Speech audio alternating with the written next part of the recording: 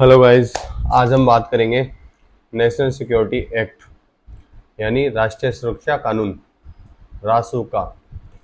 अभी हालिया एमपी में जो हुआ पेशाब कांड, उसकी वजह से अभी चर्चा में है। आज हम इसके बारे में ब्रीफ नॉलेज लेंगे। क्या है ये? 1980 में इंदिरा गांधी सरकार के समय सरकार को ज़्यादा शक्तियां देने के उद्देश्य से ये कानून बना था। इसका एक उद्देश्य था कि सरकार को ज़्यादा शक्तियां दे देना। ये एक प्रिवेंशन लॉ है, मतलब किसी भी संदिग्ध व्यक्ति को देश की सुरक्षा के लिहाज से गिरफ्तार किया जा सकता है। यह सरकार को किसी भी संदिग्ध व्यक्ति को गिरफ्तार करने की शक्ति देता है। ये प्रिवेंशन होता है। प्रिवेंशन का मतलब आप समझते हो, आपने सुना होगा, prevention is better than cure.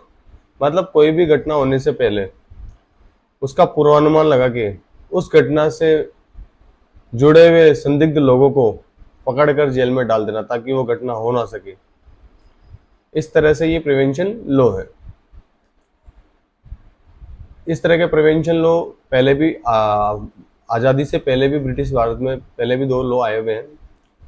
एक बंगाल रेगुलेटिंग आया था और एक 1990 में रोलेट एक्ट आया था। एनएसए के प्रावधान के अनुसार किसी भी व्यक्ति को बिना आरोप के 12 माह के लिए हिरासत में रखा जा सकता है। कितने माह के लिए? 12 माह के लिए। मतलब कोई भी आरोप नहीं है ना अगर किसी व्यक्ति पर, तो भी उसको उसके संदिग्धता के संदेह के आधार पर 12 महीने तक जेल में रखा जा सकता है। यह देश के नागरिक और विदेशी नागरिकों दोनों पर समान रूप से कार्य करता है। गवर्नमेंट इसका यूज कलेक्टर और अपने कमिश्नर के थ्रू लेती है।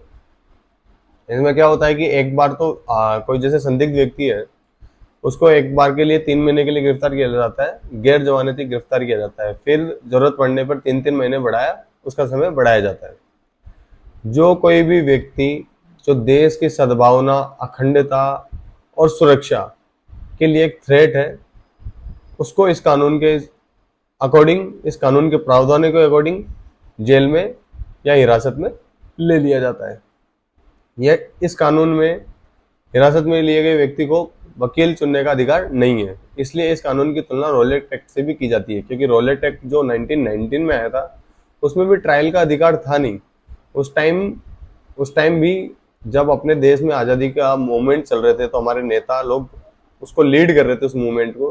तो ब्रिटिशर्स ने ये उस आंदोलन को कुचलने के लिए रोलेट एक्ट लेके आए थे, जिसमें ना अपील ना दलील। मतलब अगर लीडर्स को जेल में डाल देंगे तो कानून हो गया, आंदोलन अपने आप कुचल जाएगा, आंदोलन अपने आप खत्म हो जाएगा। उसी तरह से इसमें भी वकील अलाउ नहीं है, इसलिए इसकी तुलना रोलेट एक्ट से की जाती है।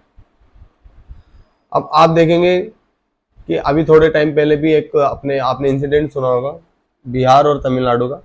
बिहार और तमिलनाडु में एक बिहार से एक न्यूज आई थी कि भाई बिहार के जो कामगार है, बिहार के जो वर्कर है तमिलनाडु में, उनके साथ में दुर्व्यवहार किया जा रहा है, उनको मारा जा रहा है। हालांकि ये सूचना सच नहीं थी। इस पे भी एनएसए एक्ट लगा और उस व्यक्ति को गिरफ्तार किया गया। इसमें एनएसए एक्ट क्यों लगा, इसको समझने वाली बात है भाई। हमारा जो देश है कई राज्यों से बना हुआ है। अब यहाँ पे बिहार और तमिलनाडु दोनों के तमिल लोग और बिहारी लोग अपने आपस में सद्भावना से, सामंजस्य से रहते हैं। लेकिन इस तरह की चीजें होती है तो दोनों में एक कड़वाहट पैदा होती है, कियोस क्रिएट होता है। उस कियोस से जो हमारी इंटीग्रिटी है वो कहीं ना कहीं खोती है। इसलिए यहाँ पे एनएसए लगाया जाता है। थोड़ा टाइम पहले आपने देखा होगा कि बीएमआरपी का चीफ है, उस पर भी एनएसए लगाया गया था। आपने देखा होगा मणिपुर में, थोड़ा टाइम पहले की न्यूज है, मणिपुर में भी एक पत्रकार थे जिन्होंने सरकार के खिलाफ सोशल मीडिया पे आलोचना कर दी थी, उनके खिलाफ भी एनएसए लगाया गया था। ये सब इसलिए लगाया जाता है कि इन सब सीरीज ऑफ मोमेंट से कोई बड़ी घटना ना हो जाए आगे आने वाले समय में। तो उस बड़ी घटना जिससे हो सकता है कि अपने देश की अखंडता, सद्भावना, सुरक्षा को ठेस पहुंचे, तो उस चीज को रोकने के लिए ये एनएसए लगाया जाता है। और अभी आपने देखा होगा जैसे अमृतपाल है, अमृतपाल की जो साथी थे 5 विदेशी लोग, वो जो खालिस्तानी मूवमेंट पंजाब में जो अपना खालिस्तानी मूवमेंट हो रहा था उसको हवा दे रहा था, जो एक देश विरोधी मूवमेंट है। तो उसमें भी एनएसए एक्ट लगाया ताकि जल्दी से इनकी गिरफ्तारी हो सके। गैर जमानती गिरफ्तारी होती है इसमें। और संदिग्धता के आधार पर, बिना किसी आरोप के संदिग्धता के आधार पर इसमें गिरफ्तार किया जा सकता है। अब यहाँ पे एनएसए लगाना बहुत जरूरी था, क्योंकि अगर एनएसए नहीं लगाया जाता तो हो सकता है वो इस मोमेंट को एक बड़ा मोमेंट बना देता और अलग देश, अलग राज्य तो है ही, खैर अलग देश की डिमांड या फिर कोई भी नाजायज डिमांड करने लगता तो कियोस क्रिएट होता। ये एक देश की इंटीग्रिटी के लिए खतरा था, इसलिए एनएसए लगाया गया वहां पे। एनएसए बेसिकली प्रिवेंटिंग लॉ है, बस घटना को, मतलब कि कोई भी ऐसी घटना जो देश के लिए सुरक्षा के लिहाज से या अखंडता, इंटीग्रिटी, सद्भावना के हिसाब से कोई भी जो थ्रेट है उसको रोकने के लिए पहले ही रोक दो, कि भाई बाद में अगर कुछ होने वाला तो उसको पहले ही रोकने के लिए होता है। आपने सुना होगा ना, prevention is better than cure. तो बाद में इलाज हो इससे पहले कि वो बीमारी ही ना हो, उस बीमारी की जड़ को काटने के लिए लॉ बना था। देसी भाषा में इसको इस तरह से अपन समझ सकते हैं। अब एनएसए लगने के साथ में कुछ आलोचनाएं भी कि इससे मानवाधिकारों का हनन होता है।